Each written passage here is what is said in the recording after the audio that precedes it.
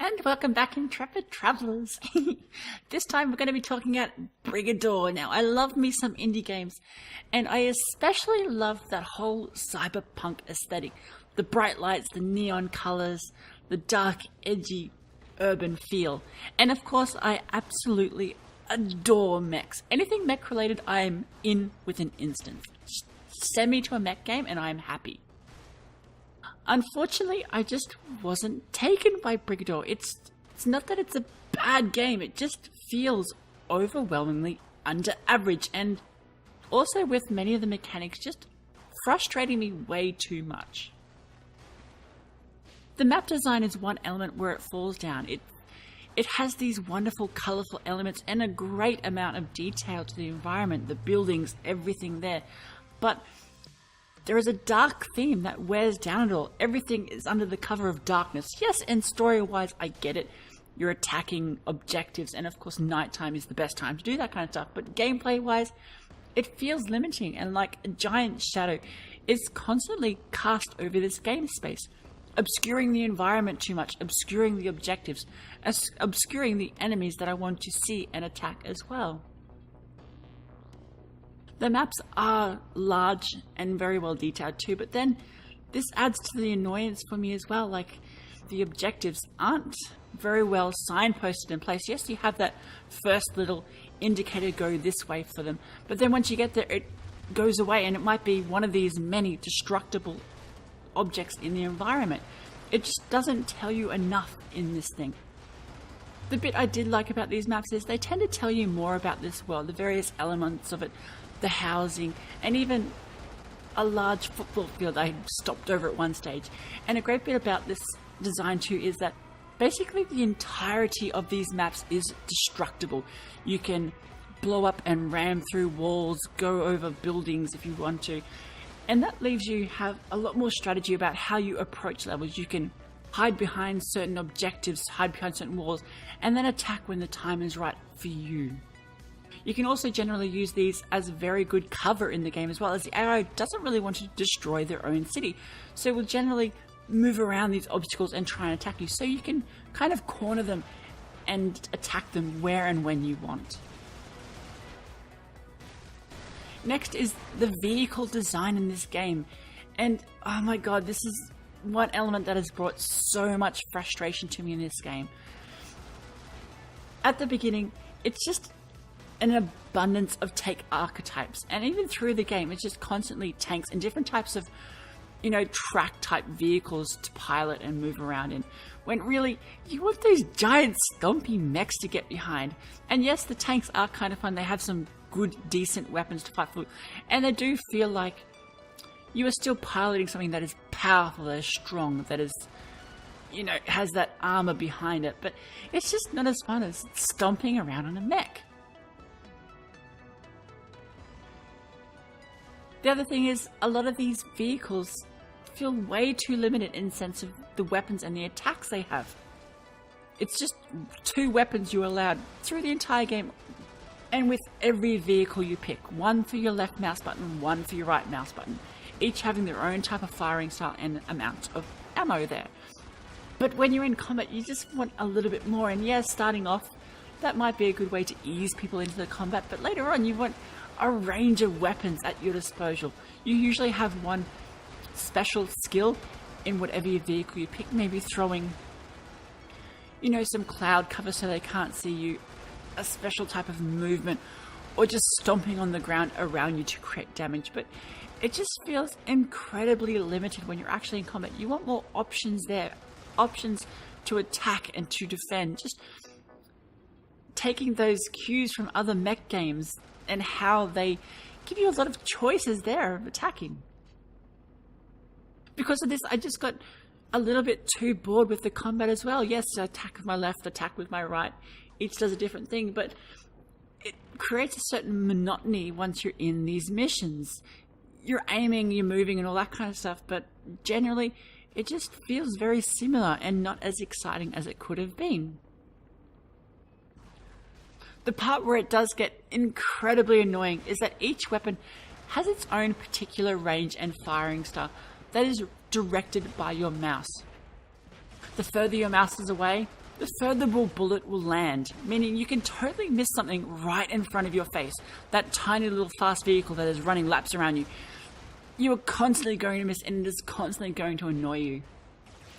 Sometimes it's incredibly hard to judge both what your weapon is going to do, where it's going to hit, and where the vehicles around you are actually moving. Add to that how you're directing your mech with your mouse as well, and it becomes a needless frustration in combat of constantly flicking your mouse, moving it where you're directing, but then trying to adjust that distance exactly where you need it. It's just not fun to do and not enjoyable.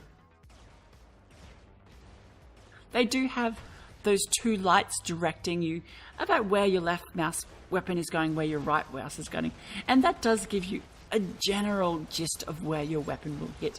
But yeah, in the heat of combat, when you're moving your mouse around to direct you and move your vehicle, and also direct the distance between your stuff, it's just a frustration that doesn't really need to be there. And then you get to movement, and oh my god, is this annoying as fuck. Seriously, different types of vehicles have their own movement schemes. Some follow the cursor forward with the, WASD mainly being about orientating them. Mechs need their feet arranged with the A and D, turning the legs left and right. That changes the direction you're actually going to move forward and back, so you're constantly having to shift those things. The hover tanks use a strafing method where A is strafing to the left, D is to the right, and that sounds fine until you realize that depends on the way your vehicle is actually facing. And in a top-down environment where you are sometimes facing left or even backwards on the screen and constantly moving around objectives, obstacles, and enemies, it becomes a complete mindfuck in combat. You're trying to figure out which direction my legs are facing, which way is left and right now in my brain, which way is it on the screen, and holy fuck is that annoying. I get the design intentions here. They wanted to create a more defined combat and movement system based on, say, the real movements on these vehicles. Unfortunately, in play, it just becomes frustrating and cumbersome, especially when you are constantly switching between these different types of vehicles. You never get used to one style. You're constantly having to figure out the next movement scheme of this next vehicle, and sometimes I find it hard to wrap my head around it. I was constantly moving around one of those hover tanks, strafing left and right, hitting obstacles, trying to adjust my brain into thinking which way is left and right and forward and back, and annoying. It's good that the mouse often just directs your guns rather than your actual movement, but sometimes it's both as well, and that is its own frustration. The missions I'm not too fond of either. The structure seems very similar, and they constantly prioritize a stealth strategic approach, as you are incredibly squishy, and the enemies are plentiful. And that seems okay until you actually begin combat and everything goes to shit. The viewing plane doesn't help you scout very well. Vehicles large and incredibly small are hidden around dark corners and completely unmoving, so you can't spot them easily. And even in various corners where you will never ever be able to see. And once you attack one, everyone else in a large radius hears and investigates that, and the more you fire, the more enemies seem to come and attack you, and this ends up you being swarmed from all around, firing from every direction at you, while you're trying to direct and aim with these shitty controls. And then of course your head explodes from frustration and you rage quit out of that game. The entire combat system feels like a constant struggle to get right, to learn, to comprehend in combat, yet the chaotic nature makes this so much harder. Everything feels like it had needless complexity added to it, but really it all needs to be torn out and completely simplified. Make movement controls mean one specific thing, base it on an actual viewing plane for fuck's sake. Just let shooting in a general direction mean something. Make it fun rather than the constant annoyance it is now. Now, I do feel sorry for this developer. He's just created this large game on his own, and it took him something like 5 years of development. That's a long time in the industry, and especially a long time for a solitary developer. Unfortunately, I just can't approach this in the positive way I wanted or enjoy it at all. It's just so frustrating.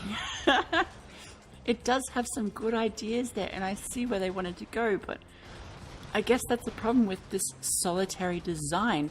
You don't get the feedback you need during that development, the feedback to make the game fun, to tie the systems together, to bring it into something better than it could have been.